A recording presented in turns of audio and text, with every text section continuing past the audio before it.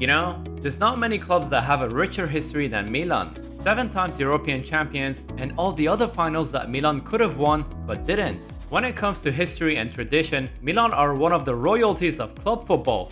But fast forward to summer 2017, Milan were no longer the darlings of European football anymore. Stuck in mid-table mediocrity and mismanagements, Milan was far away from the glorious years that we remember them for. But this summer was different. You see, no longer Milan had to contend with loans and free signings anymore. Under a new ownership, there was a fresh breath of air. Milan was really keen to get back in Europe. 12 different players were signed in that summer, in what was meant to be a major surgery. But one of those signings really stood out. He wasn't your typical young guy with potential. He was a world-class defender. Honestly, 2017 Bonucci could have added value to any given team, let alone one that's on their way back up.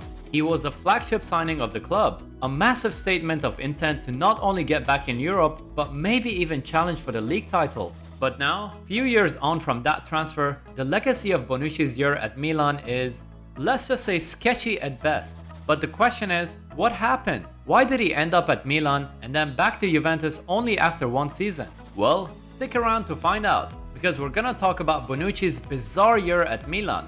Right, so Bonucci's transfer to Milan was a shock to Italy's footballing order. You see, there are a few things in life that we all took for granted, and Juve's solid defense line was one of them. The famous BBC line of Bonucci, Barzagli, and Chiellini, backed by Buffon, led Juventus to 6 consecutive league titles. Yet, behind the scenes, things were not always rosy. After an argument with Max Allegri, things have soured a little bit. And Milan capitalized on this opportunity by signing him and promising him the captain's armband. At 42 million euros, it was considered a steal, even though he was 30 years old at the time. But Bonucci was the icon of the new Milan, a statement of a new era, a signing that was as symbolic as it was strategic. And things started well for Milan. In fact, really well. It was good to see the fans back at the San Siro. Milan fans like myself could really dream again. 6 points from the first 2 games was a brilliant start. I gotta be honest, I really thought we could challenge for the title at this point. And this is when I was brought back to earth. Milan was about to face Lazio for their 3rd game. This was Milan's first real test. They were gonna show the whole world that Milan's back on top of the mountain. And... well, yeah. This happened. But hey, this was just a blip, right? Because we win our next 2 games in a row, but then things go south after that. Like, really south. And this time, it wasn't a blip anymore. This was a free fall from here. This was a sign of things to come, and it was clear that the Milan project wasn't going too well. By November, Milan sacked their coach and replaced him with club legend Rino Gattuso. Gattuso steadied the ship after that time and brought some much needed stability, but there was simply too much damage done from earlier that season. And by January, Bonucci was already thinking twice about his decision to leave the stability of Juventus for the chaos of Milan.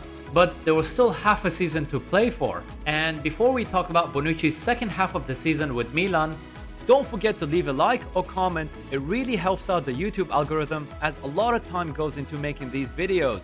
So, by January, Bonucci already had doubts about his adventure with Milan, and it really showed in his performances as well. You see, Bonucci was no longer the world-class defender that played in Juventus. He was simply just a shadow of himself. Even worse for him, his spotless legacy with Juventus was tarnished after the transfer. And he didn't exactly help the matter by celebrating a goal against his former club in front of those who cheered for him for many years before that. I wouldn't even blame him if he was envious of his former club winning the league title that season again, while he had to watch them from far away. And just to make matters worse, he was defeated in a cup final against, well, you guessed it, Juventus. Yet, the story was far from over. Just when we thought there would be no more shock to the story, things took another twist, and Juventus signed him back, just after a season of leaving them for Milan. Bonucci's return to Juventus was far from smooth, just like his year at Milan, but eventually there seemed to be a happy ending for Bonucci. And as for Milan, they had to go through a more painful period where things had to go worse before they got better. And by the time of writing this, Milan seems to be a far more stable club after getting back to our eternal home, the Champions League.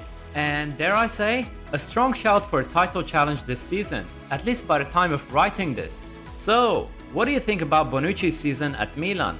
Personally, I have fond memories of that specific summer window, almost reminding me of when we signed Nesta in 2003. I think Bonucci is a good representation of how bizarre that specific season was for all of us, but I guess things ended well for both parties. I'm Football Drawn, and I'll be making similar content for Sempre Milan.